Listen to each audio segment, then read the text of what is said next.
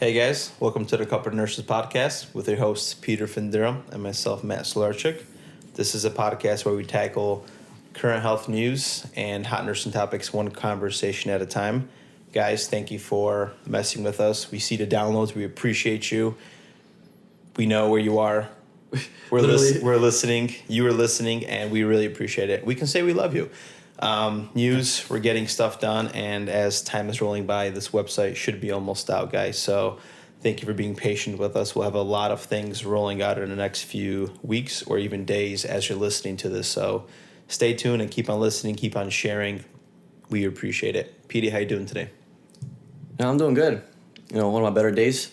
Rainy day here in Chicago, but no big deal, no big deal. But the days seem to be getting, a lot shorter. I feel like after July, after the beginning of July, things start to, turn to winter almost. Yeah. Yeah.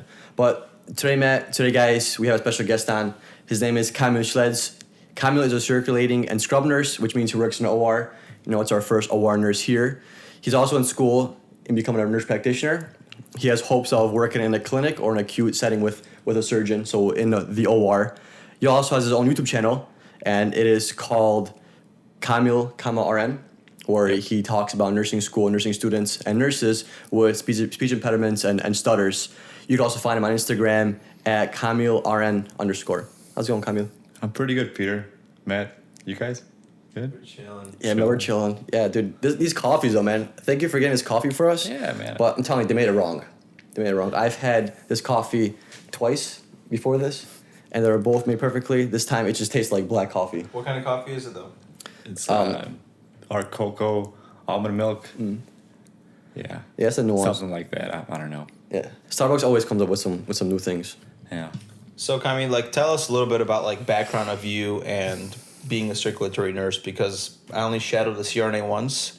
Other than that, I just got cut open. I never know how it is being a OR nurse. Yeah, so, you know what? Even I, when I first got interested in being an OR nurse, I had no idea what a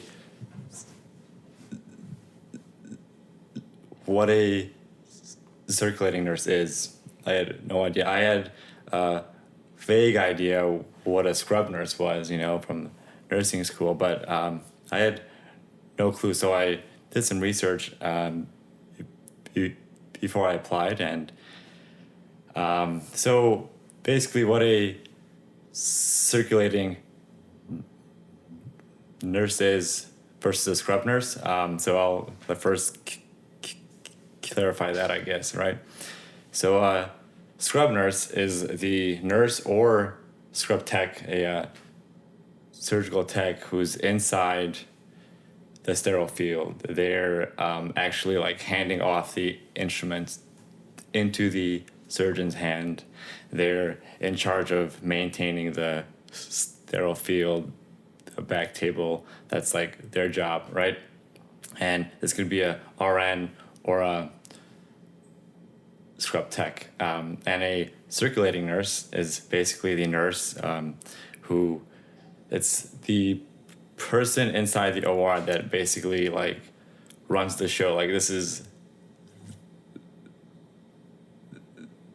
You're kind of responsible for their OR, yeah. What's happening, right? Yeah, exactly.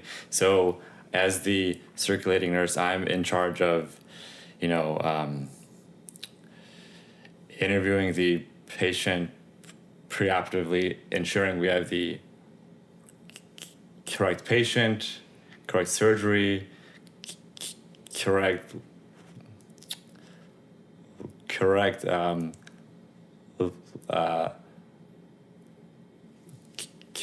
operative site. There you go. And also, I'm responsible for all the computer work. I chart in the OR as a circulating nurse. I'm in charge of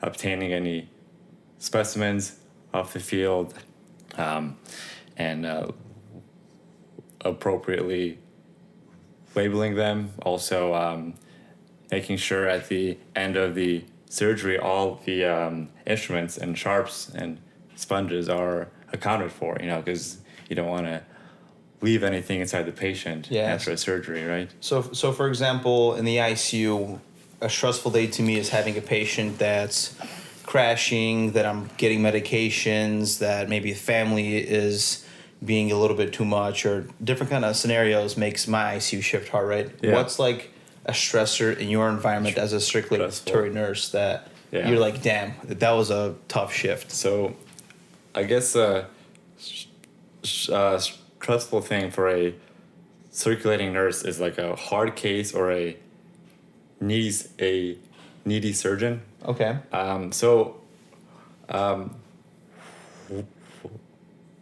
And what I mean by that is if it's a case, and by case I mean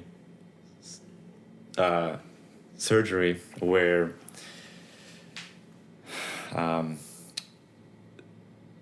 the surgeon is asking for all these things that are not in the room, things that I have to leave the OR for to get, because how operating rooms are set up is that they're in the middle of the department, and in between all the ORs you have this area called the sterile core, which is where they keep all the supplies, instruments, and stuff like that, and it's also where they keep a Pyxis too, Okay.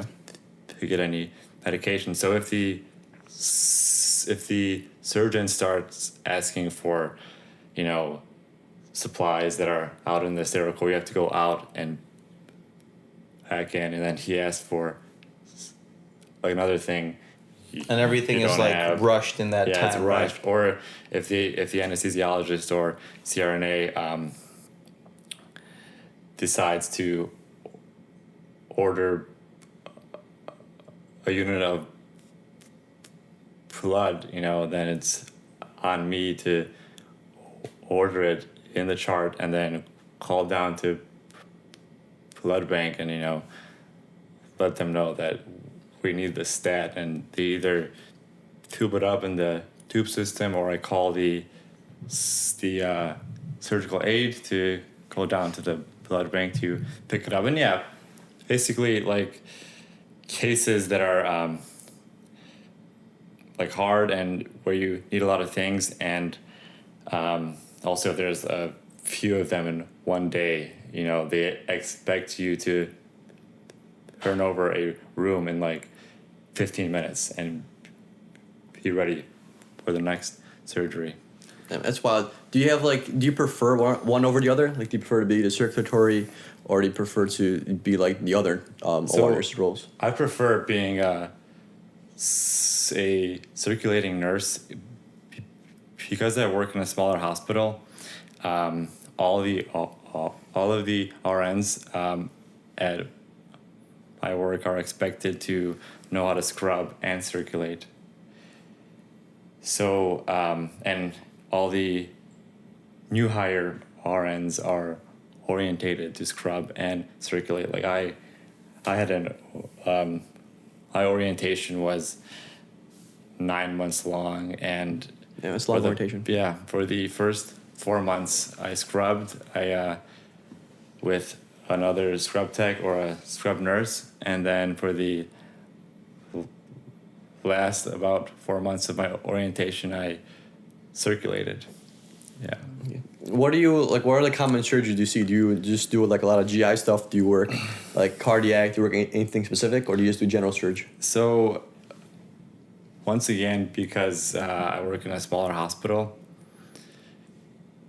every nurse is also more or less expected to know how to scrub and circulate each service, like ortho, vascular,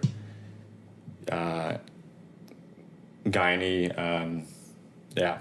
Cases like that. Yeah. And that's very common in most, like, you have like your cardiovascular surgery that you do little interventions and things like that. So like as a med-surg nurse, for example, I usually have a tech, patient care tech, and sometimes I delegate tasks to them, right? Like little things that they could do, like ADL things, right? Activities of living. As a circulatory nurse, do you have like a tech that you delegate tasks to, and they operate under your license? Yeah, so in the operating room, you do have a what's called a surgical aide, Okay. which is basically a CNA who's trained to help out, in the operating room. They make beds. They, if they bring the patients into the OR. They, stuff like that. Okay. And, so Peter knows you longer than me. Yeah. And so I know you've been struggling, for example, with the speech impediment that we could get into. So one of my questions is like, how has that affected your life? Because I'm sure this has been like a journey for you, and that's amazing that you actually came today and you podcasted with us. I'm sure it must be like made you anxious and things like that. So I'm really appreciate you coming. I would love to talk about that. Thanks. Yeah, and I'm sure you can tell I'm still anxious now. Like although you're doing great, man. I do have this YouTube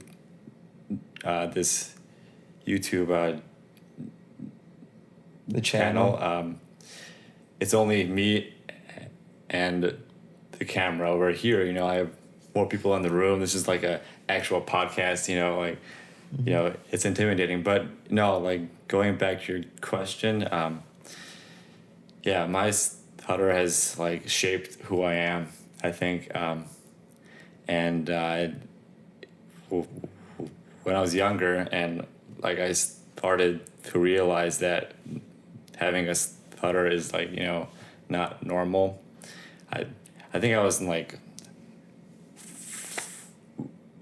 I think 4th or 5th grade where like I first started to get made fun of for it. I was like, shit, like what's wrong with me, And then I just started to like close myself off and be shy. But ultimately though, I feel like my stutter is an opportunity, I feel like every time I work on becoming more fluent, like I feel like I become a better person, I'm like becoming the best version of myself, as in, Yeah, I mean, it's kind of interesting because like I've known you since probably high school, right? Yeah. And like I know you had the speech impediment like the whole time. Yeah. But I don't know. I didn't think nothing of it. I know. Like, Yeah. It was just like somebody to play soccer with. You know, just somebody just like you hang out with. I didn't see it like as a big deal. And now even if I like patients or like family members that have speech impediments, like it's not like that big of a deal. Like I don't see it as that big of a deal. Yeah. And I was always so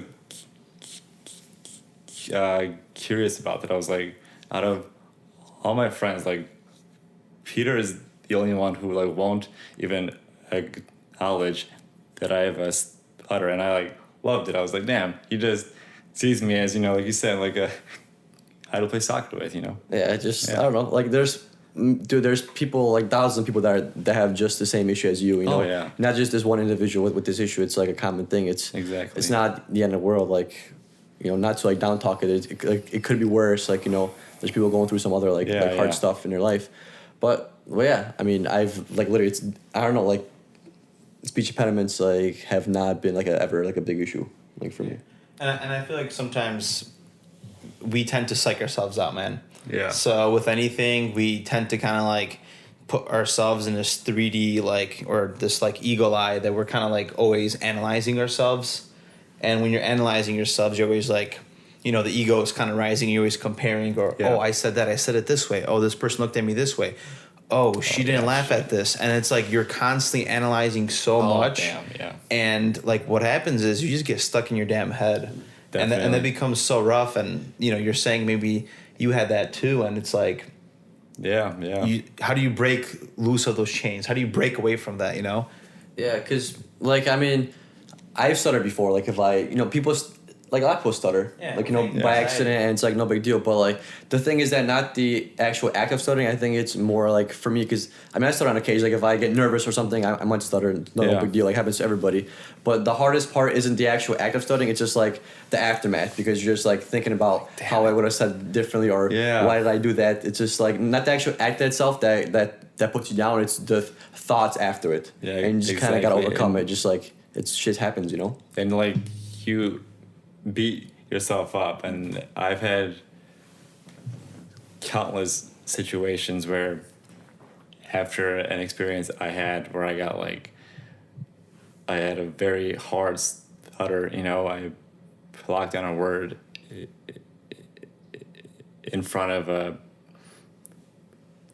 person I like want to impress or like respect a lot. Then afterwards I'm like, damn it, like why did I do that? You know, like I could have just like slowed down, took a breath, and but that gets you nowhere, you know. And it makes it harder because we built this program where we wake up the next day and we think of that memory. Oh, geez, and then you remember the thought that you told yourself yesterday. So the same thought is creating the same emotions, and Yeah, you feel, yeah. and it's like you're high on your own supply, and you're putting yourself down every single day. Definitely. And like I could relate to you, man, because you know, even though I advocate for like self-love, I always talk about it. Like I am my own like hard critic, and I beat myself up, man. Like my mental game. It's the reason why it's so hard is because I developed thick skin from the interior because I beat myself up all the time. Yeah. I recently heard this on a YouTube video. Like there are these two brothers. I think they're from Sweden or Norway, but they have also stutters, and they have this like cool approach where they treat stuttering as like a symptom of something else like that's going on in your mind, because obviously, you know, anatomically speaking, I have all the, you know, organs and everything to like speak, right, all the parts, and it's just like it's a symptom of something else, and that could be even applied to like anxieties and all sorts of stuff, not only a speech impediment, right? So do you know if like has anybody like is there any kind of genetics that could impact it, or is Yeah. like an event that can happen? Like do they know where like it stems from? Like what part of the brain Yeah, maybe so is affected? There's not much known about stuttering. Like you said, there are cases reported where it's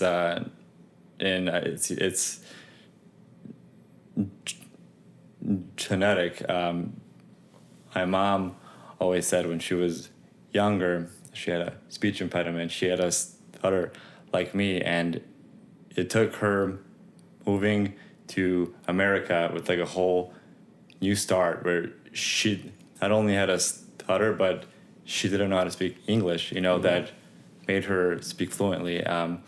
Also, yeah, there are cases, like I even know a few people who started to stutter after like a traumatic experience. They either saw a crazy accident, you know, and that like scared them, you know. Yeah. Do you know where like yours could stem from? Like, Yeah. do you, like, Oh, is man. there any way like to trace it back, like per individual? Like, is there This is like getting deep. Yeah. I like this. I remember a few years ago, I think I was like 16 or like about 16 years old. I went to see a speech therapist at an outpatient clinic, right? And we just like talked for a few hours, and it wasn't even like doing exercises for fluency. She just like asked me questions and I answered them myself, and like we both came to the conclusion that when I was younger, like every boy, I had a need to impress my dad, right? I'm just like, I have to do anything so I get his attention approval. and more so his approval and respect. But he's the kind of guy who, Typical Polish dad. yeah, he just like works as hard as he can, and he comes home, he's exhausted, and I just feel like he never like heard me out, and maybe that's what caused it, where like I felt like what I had to say wasn't important enough, so just I like closed in on myself. Also, I can definitely see that perhaps for me also like my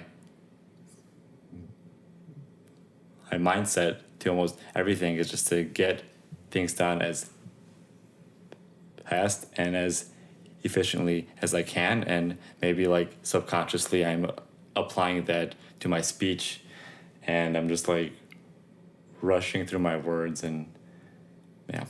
So blocked. I know kind of prior to the show we talked a little bit about mindfulness, and I think you Yeah. mentioned you meditate. You could also journal and all Yeah, this kind yeah. of stuff. Have you noticed an improvement in the speech impediment as you Yeah. applied mindfulness into your Yeah. life? So at the moment, because I'm in front of a microphone and all that stuff, and like I'm obviously stuttering. There's no hiding it, but I feel like even this is an improvement to how my speech was recently. I think a few months ago, my speech just like took a turn for the worse. And it wasn't until I had a situation at work where I was the circulating nurse for this ortho case. It was a total knee. And as the circulating nurse, one of my more important responsibilities is the pre-incision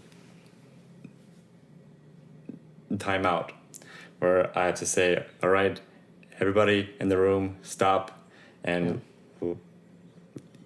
listen to what I'm going to say, time out. And I just like say, I confirm that this is the correct patient, correct procedure, any allergies, any antibiotics the patient got, all that kind of stuff. So I went to go do this timeout. And for the first time, I just got incredibly just like stuck on a patient's name. And I just kept on trying to force out the word. And this was like at the beginning of the timeout. I was just so stuck, and I felt like everybody was just staring at me. The ortho surgeon, his NP, the anesthesiologist in the room, and the scrub nurse in the room as well. And these are all people that I like very much respect, and I was just like, damn it. But I like somehow managed my way through it by just like completely forcing through my blocks. It was so ugly. But after that, I just felt like I hit rock bottom. So I thought I should do something about it. So I started to meditate and do like deep breathing exercises, and it's helped me a lot. Okay, wow. So like, have you tried like other things? Like, what would you recommend for nurses or nursing students like had to have a speech impediment and going through nursing school or being nurses? Like talk about the breathing techniques. Is there other things that you did? Yeah, so I read out loud every single day at the beginning of my day and at the end of my day. It just helps me get into the mindset that I can speak fluently, because the interesting about stuttering is that when I'm alone, I speak fluently, or when I'm swearing, I also speak fluently. It's so interesting because it's all in the mind. And also when I sing, I'm also completely fluent. So if I talk like I'm singing, I can speak completely fluently without any, That's issues. so interesting. It's just all in the mind, and it's just insane. I'm trying to wrap my mind around this. So you have no like symptoms technically when you're singing and when you're alone And swearing. Or when I and swear. swearing. Yeah. The swearing comes from the Polish genetics. Yeah. I know, like, in high school, I would swear a lot, like, with our group of friends, because I didn't want you guys to think, like I'm slower, or anything like that. So I was just like, I want to swear a lot and I would speak fluently because that's how I'm, that's how I make it. That's how I'm in the end, Yeah. So what would you tell like a nurse? Because like just like hearing your story, I'm just like, that's a lot of pressure, man. Just being in there and being responsible for a human being. You already have a nasty ass surgeon or whatever the case might. They might come in. They have a bad day, and you feel that vibe. It affects you. Yeah. Now you're under a lot of stress, and you got to do a surgical timeout, and everybody's staring at you. Hey, this is Susie Q. She's 87. She's about to get a left total knee, and it's a lot of pressure, man. So like, what would you tell a nursing student, anybody that's listening that maybe has a little bit of a stutter or, they have some kind of impairment like that? Yeah. First of all, what's cool about working in the operating room is that you always have a mask on. Okay. So even if you do get stuck, people can't really see at first that, he has a stutter. So that kind of eases the anxiety because I could get stuck on a word and, people are just going to think that I speak slowly, that I'm just taking a break. But that's a good question. I think that what I would tell a nursing student or nurse who has a stutter or anybody who is thinking about going into nursing is that don't let your speech impediment control the decisions you make. Because if I completely let go and let my speech control my life, I would not be, in the position I am now, where I have a, good paying job. I'm in NP school. I'm engaged, to like this amazing girl, So just don't let your stutter control the decisions you make because that's not going to make you happy. Yeah. And I feel like something I got from that is, don't become a victim of something that you can't change, correct? 'Cause we tend to victimize a shit ton all the damn time. And that thing becomes controlling on us. And we feel like a loss of control. And now you notice this, and I feel like right now you're doing this, you're talking with us, like you're conquering a damn day. Like this feels damn good, amazing. And that's the mindset that you have to wake up and have every day is like, this is what I have. I accept it, but I'm going to take on the day. And you feel like a boss every single day when you do that. Yeah. But then to add on to that, it's like what we talked about earlier. Like I bet you, like the moment I put my mental guard down, like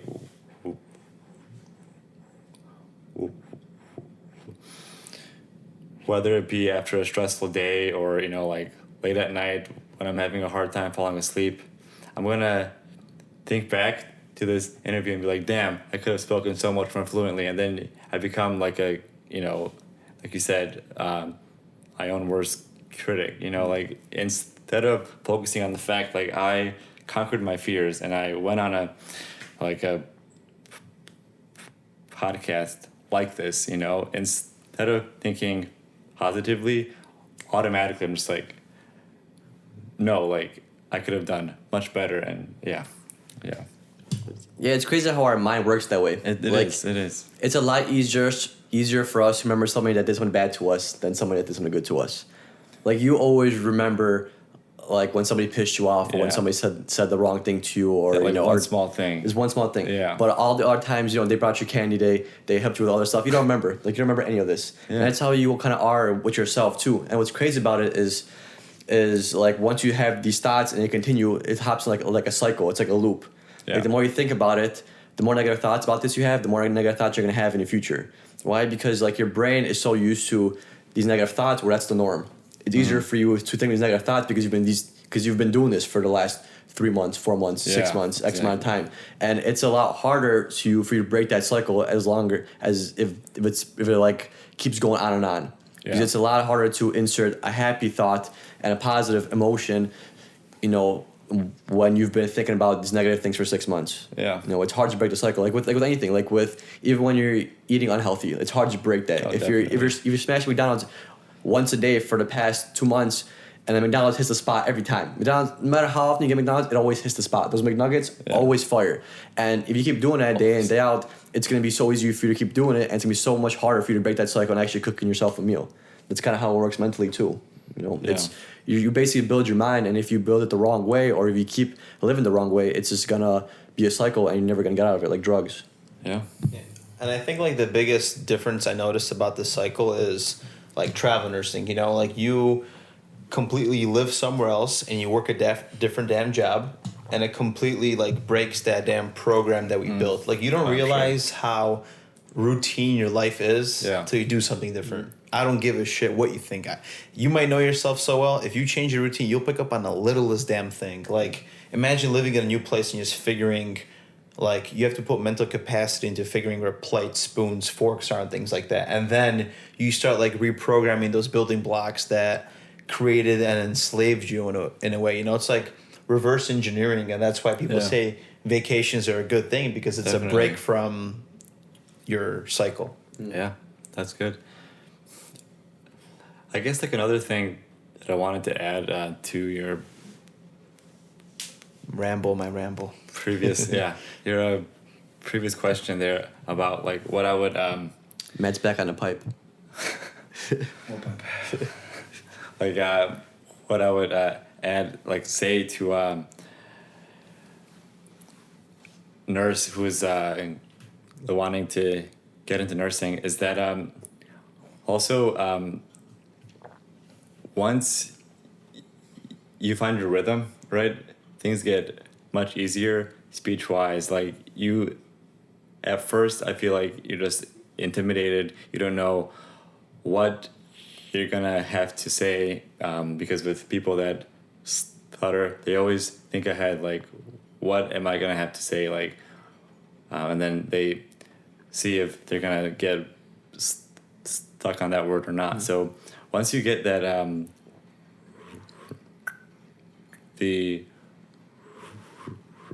once you get a rhythm going, it really helps with your fluency at work. These past 2 weeks, I've spoken for the most part fluently. I look forward to my timeouts where I can see this as an opportunity to prove to myself I can do this, instead of backing away and asking another nurse to do it and feeling defeated. Yeah. I just want to ask you, since you've been working in an OR for so long, do you guys do a lot of bowel resections? Yeah, we do. Oh well, not a lot of them, but they're pretty common. Like they're not rare. I heard about your whole accident. That's crazy, man. Yeah, it's wild. I was just curious. Like, what's like the craziest thing you've seen? Oh man, that's hard. That's very hard. So like, not including foreign body removal. I feel like the most insane thing I've seen, and this is hard because you see a lot of things, that are cool. But it was we had this young guy. He was I think in his late 20s or early 30s. He had sickle cell disease, and which caused him to have chronic, long-lasting erections, like, all right, to the point where like his penis would become ischemic. It was like extremely painful. Damn. Like it was insane when I was even like interviewing him, and I just like went to go adjust his sheets, you know, even that like light pressure, he was like in extreme pain. He's like, oh no. No way. It was insane. So what the like usually what is done with these kind of with this condition, which is called ischemic priapism, where you know the erection won't go down because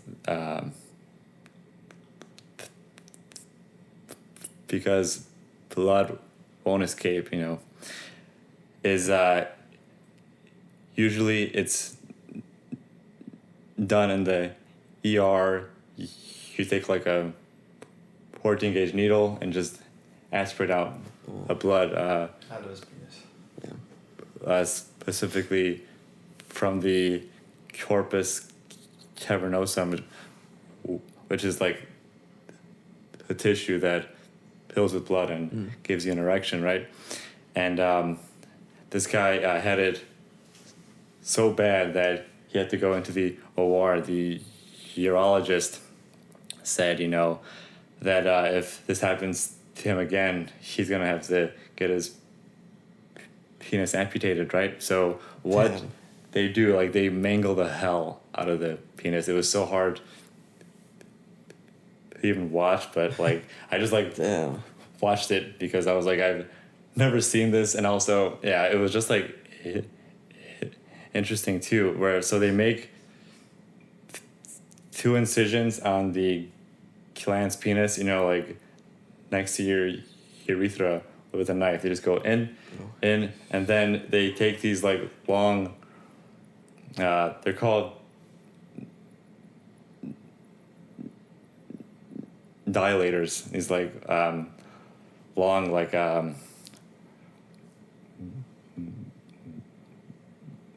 they're metal rods basically that they then put into each of the holes to just like open up that incision and make it deeper. Pressure. Yeah, and they just like they first make a hole. So this is called the shunt. And then after that, the urologist squeezes the penis to just get all the deoxygenated blood out, all the clots out and everything. Just squeeze it, keeps on squeezing. He's like, Oh man.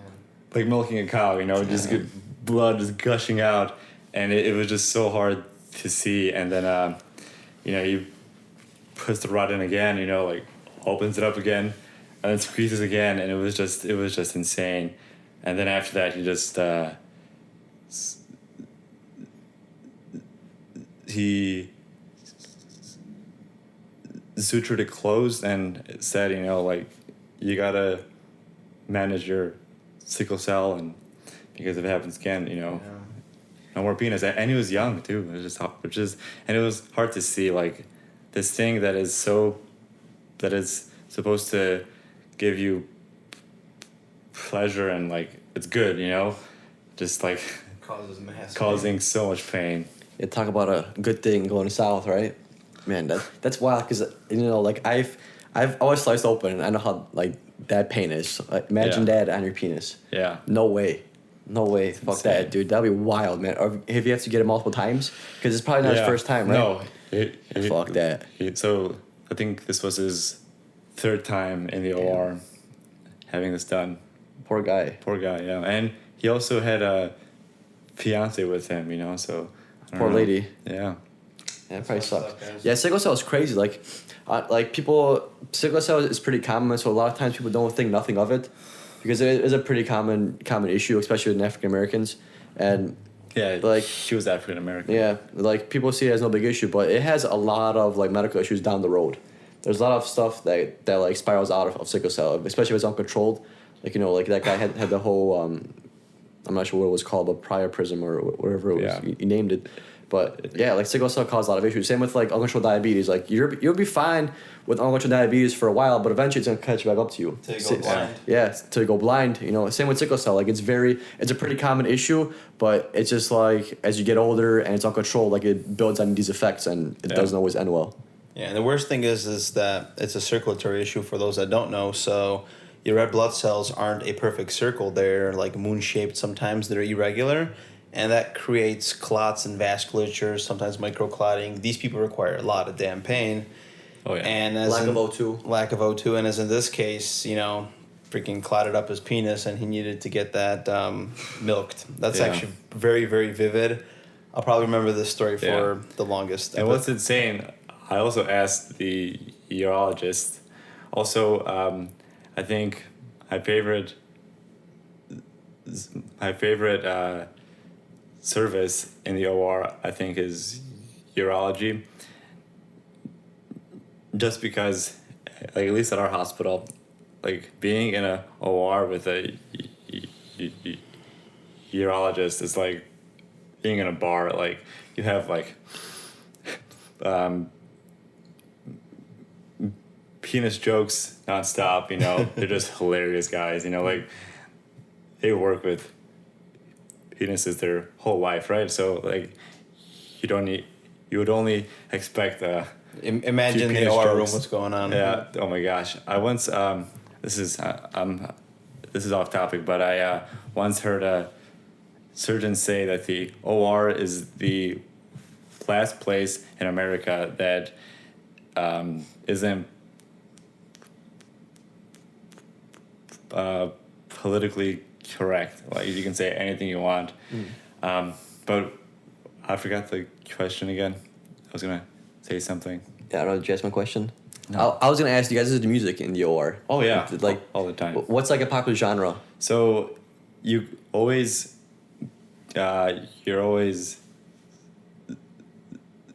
safe doing like 80s rock, because everybody like enjoys, like the classic oldies. But Any trap? There's a few surgeons that like to listen to like hard rock, like screamo, death metal, and I'm just like, interesting, but they're amazing surgeons.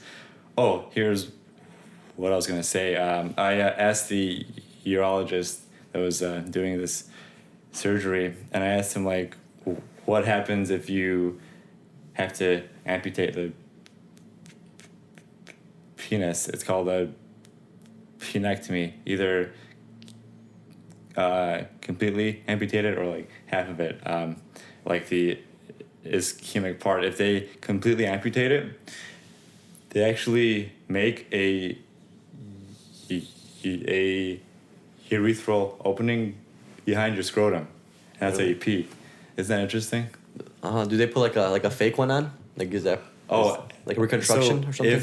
If they're a candidate, they could get a penile implant, I guess. But if they don't even have anything there, I'm not sure. That's a good question.